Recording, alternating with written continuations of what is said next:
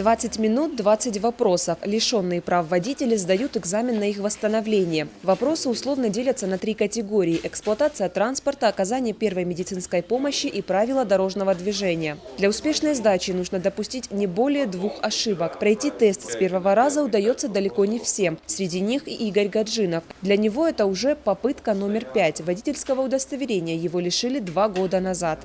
Наиболее большие трудности вызывают знаки. Сегодня я пришел с положительным настроем и надеюсь, что сдам экзамен.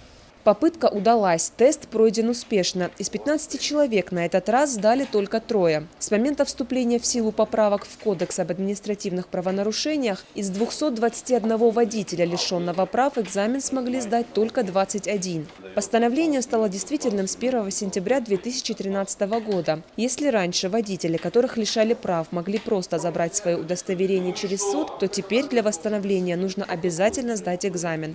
В соответствии с положением и изменением, вступившим в силу 1 сентября 2013 года, Кодекс Российской Федерации об административных правонарушениях установлено, что возврат водительского удостоверения по истечению срока лишения права управления осуществляется только после проведения проверки знаний правил дорожного движения, которая осуществляется путем сдачи теоретического экзамена подразделениями госавтоинспекции.